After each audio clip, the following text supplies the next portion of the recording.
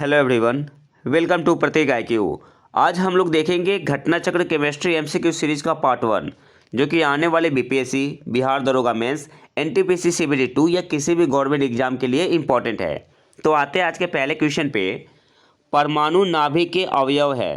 आपके पास ऑप्शन है, ऑप्शन ए इलेक्ट्रॉन और प्रोटॉन, ऑप्शन बी इलेक्ट्रॉन और न्यूट्रॉन, ऑप्शन सी प्रोटॉन और neutron, option D proton, neutron और इलेक्ट्रॉन। तो करेक्ट आंसर क्या होगा? जो एटम का स्ट्रक्चर होता है वो कैसा होता है? तो न्यूक्लियस होता है, और न्यूक्लियस के चारों तरफ क्या होता है? सेल होता है। तो न्यूक्लियस में क्या होता है? प्रोटॉन होते हैं और न्यूट्रॉन होता है, और जो चारों तरफ सेल होता है इसमें इलेक्ट्रॉन क्या करते हैं? रिवॉल्व करते हैं। जो चारों तरफ सेल होता है इसमें इलेक्ट्रॉन क्या करते हैं? रिवॉल्व करते हैं। तो यहाँ पे करेक्ट आंसर क्या हो जाएगा?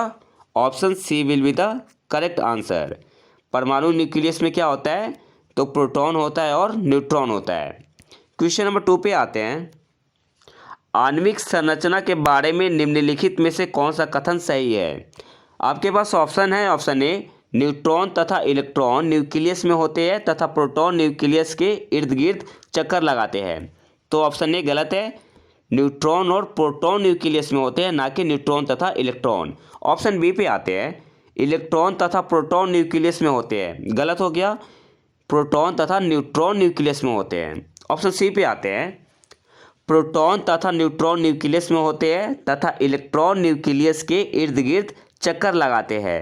तो करेक्ट आंसर क्या हो जाएगा? Option C will be the correct answer. Question number 3 पे आते हैं। एक परमाणु के केंद्र का धनावेशित हिस्सा क्या कहलाता है? तो क्या कहते हैं? न्यूक्लियस कहते हैं। यहाँ पे करेक्ट आंसर क्या हो जाएगा? Option D. एक परमाणु के केंद्र का धनावेशित हिस्सा क्या कहलाता है? न्यूक्लियस कहलाता है। Option D will be the correct answer. Question number 4 पे आते हैं। निम्नलिखित में से कौन सा अणु का भाग नहीं है? आपके पास ऑप्शन है, option A electron, option B proton, option C neutron, option D photon. तो करेक्ट आंसर क्या हो जाएगा? तो देखो, एटम में इलेक्ट्रॉन तो होते ही है, प्रोटॉन भी होता है न्यूक्लियस में, न्यूट्रॉन भी होता है न्यूक्लियस में। फोटॉन क्या होता है कि पार्टिकल ऑफ एनर्जी है। तो यहाँ पे करेक्ट आंसर क्या हो जाएगा? Option D will be the correct answer. Photon क्या होता है? Particle of energy. Question number 5 पे आते हैं। परमाणुीय नाभिक किसने खोजा था? आपके पास ऑप्शन है, option A Rutherford, option B Dalton, option C Einstein, option D Thomson. तो करेक्ट आंसर क्या होगा? परमाणुीय नाभिक की खोज रदरफोर्ड ने की थी। ऑप्शन ए आपका यहाँ पे सही आंसर हो जाएगा। क्वेश्चन नंबर 6 पे आते हैं। निम्नलिखित में से कौन एक अणु परमाणु कण नहीं है? आपके पास ऑप्शन है, option A neutron, option B proton, option D electron, option C neutron. तो न्यूट्रॉन तो है ही, प्रोटॉन भी है, इलेक्ट्रॉन भी है, न्यूट्रॉन नहीं होता। न्यूट्रॉन क्या होता है? एक स्टेबल पार्टिकल होता है। न्यूट्रॉन क्या होता है? स्टेबल पार्टिकल होता है, जिसमें एक प्रोटॉन होते हैं, एक प्रोटॉन और एक न्यूट्रॉन होते हैं। नेक्स्ट क्वेश्चन पे आते हैं, क्वेश्चन नंबर 7 पे। निम्न युग्मों में से कौन सा एक कण प्रतिकण युग्म है? आपके पास ऑप्शन है, ऑप्शन ए इलेक्ट्रॉन और positron, option B proton neutron, option C photon electron, option D neutron neutrino. तो करेक्ट आंसर क्या होगा? देखो, कण प्रतिकण क्या होता है? Anti particle. अगर सिंपली समझा जाए तो अगर ये पॉजिटिव है तो ये निगेटिव है, ये निगेटिव है तो ये पॉजिटिव है। तो यहाँ पे करेक्ट आंसर क्या हो जाएगा? Option A will be the correct answer. Electron negative charge होता है, पॉजिट्रॉन क्या होता है? पॉजिटिव चार्ज होता है। पॉजिट्रॉन को और क्या बोलते हैं? Anti electron. तो यहाँ पे करेक्ट आंसर क्या हो जाएगा? ऑप्शन ए आपका यहाँ पे सही आंसर हो जाएगा। क्वेश्चन नंबर 8 पे आते हैं। सूची 1 को सूची 2 से मिलाना है। 0 मास किसका होता है? तो न्यूट्रिनो का होता है। अच्छा, न्यूट्रिनो क्या होता है? इस पे ना तो कोई मास होता है और ना ही कोई चार्ज होता है। वो क्या होता है? न्यूट्रिनो होता है। तो ए का क्या हो गया? 2 हो गया। सेकंड क्या है? फ्रैक्शनल चार्ज, आंशिक आवेश। ये किस पे होता है? क्वार्क पे होता है। और कितना चार्ज होता है? -1/3 या 2/+2/3, तो फ्रैक्शनल चार्ज है। तो आंशिक आवेश किस पे होता है? क्वार्क पे होता है। तो बी का क्या हो जाएगा? 3 हो जाएगा। तो बी का आपका हो गया 3। सी क्या है? आंशिक प्रचक्रण, फ्रैक्शनल स्पिन, तो ये होता है पॉजिट्रॉन का। तो सी का क्या हो गया? 1 हो गया। सी का क्या हो गया? 1 हो गया। अच्छा, पॉजिट्रॉन क्या होता है? तो एक धनावेशित फंडामेंटल पार्टिकल है, धनावेशित मूल कण है जिसका द्रव्यमान, मास एवं चार्ज इलेक्ट्रॉन के बराबर होता है, वो क्या होता है? पॉजिट्रॉन होता है। डी क्या है? इंटीग्रल स्पिन, पूर्णांक प्रचक्रण, तो इसका क्या हो जाएगा? फोनॉन हो जाएगा। डी का आपका 4 हो जाएगा।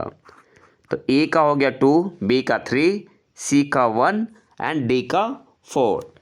क्वेश्चन नंबर 9 पे आते हैं।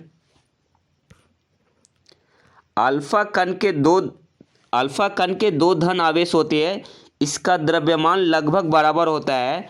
आपके पास ऑप्शन है, ऑप्शन ए 2 प्रोटॉनों के, ऑप्शन बी हीलियम के एक परमाणु के नाभिक के, ऑप्शन सी 2 पॉजिट्रॉनों और 2 न्यूट्रॉनों के द्रव्यमान के योग्य, ऑप्शन डी 2 पॉजिट्रॉनों के, क्योंकि प्रत्येक पॉजिट्रॉन में केवल एक धन आवेश होता है। तो करेक्ट आंसर यहाँ पे क्या हो जाएगा? Option B will be the correct answer. Alpha कण का द्रव्यमान किसके बराबर होता है? अप्रॉक्स, तो हीलियम के एक परमाणु के नाभिक के। क्वेश्चन नंबर 10 पे आते हैं। हीलियम के नाभिक में होता है, आपके पास ऑप्शन है, ऑप्शन ए केवल एक proton, option B 2 proton, option C 2 proton एवं 2 न्यूट्रॉन, ऑप्शन डी 1 प्रोटॉन एवं 2 न्यूट्रॉन। तो हीलियम को कैसे लिखते हैं? 2 4। ये 4 क्या होता है? मास नंबर होता है, ठीक है। और 2 क्या होता है? Atomic number of helium. तो हीलियम के नाभिक में क्या होता है?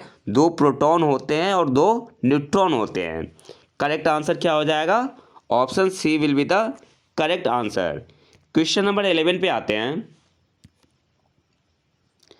निम्नलिखित में से किसमें ऋणात्मक आवेश होती है? आपके पास ऑप्शन है, option A alpha ray, alpha किरण, ऑप्शन बी अल्फा कण, ऑप्शन सी बीटा कण, ऑप्शन डी गामा रे या गामा किरण। तो ऋणात्मक आवेश किस पे होता है? बीटा पार्टिकल पे। ऑप्शन सी आपका यहाँ पे सही आंसर हो जाएगा। अच्छा, गामा रे क्या है? तो इलेक्ट्रोमैग्नेटिक वेव है। गामा रे क्या है? इलेक्ट्रोमैग्नेटिक वेव्स है। क्वेश्चन नंबर 12 पे आते हैं। निम्नलिखित में से कौन सा कण आवेश रहित है? वो कौन सा पार्टिकल है, कण है, जिसमें कोई चार्ज नहीं होता? तो देखो, अल्फा कण पॉजिटिव चार्ज होता है, इलेक्ट्रॉन पे क्या होता है? नेगेटिव चार्ज होता है, प्रोटॉन पे क्या होता है? पॉजिटिव चार्ज होता है, लेकिन न्यूट्रॉन पे कोई चार्ज नहीं होता। तो यहाँ पे करेक्ट आंसर क्या हो जाएगा? Option C will be the correct answer. Question number 13 पे आते हैं। परमाणु में कक्षों को भरने का क्रम नियंत्रित होता है। आपके पास ऑप्शन है, ऑप्शन ए अफबाउ प्रिंसिपल द्वारा, ऑप्शन बी हाइजेनबर्ग के अनिश्चितता के सिद्धांत द्वारा, ऑप्शन बी हुंड के नियम द्वारा, ऑप्शन डी पाउली के अपवर्जन सिद्धांत द्वारा। तो करेक्ट आंसर क्या होगा? Option A will be the correct answer, अफबाउ सिद्धांत द्वारा। अच्छा, अफबाउ क्या है? एक जर्मन वर्ड है, ठीक है, आपसे पूछ सकते हैं एग्जाम में। अफबाउ क्या है? जर्मन वर्ड है, इसका मतलब क्या होता है? निर्माण। क्वेश्चन नंबर 14 पे आते हैं।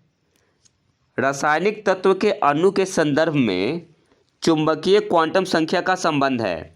आपके पास ऑप्शन है, ऑप्शन ए अभिविन्यास से, ऑप्शन बी आकृति से, ऑप्शन सी अमाप से, ऑप्शन डी चक्रण से। तो देखो, क्वांटम संख्या 4 होती है ना। एक तो होता है मैग्नेटिक क्वांटम नंबर, जिसे एम से डिनोट करते हैं, क्वेश्चन में यही पूछ रहा है।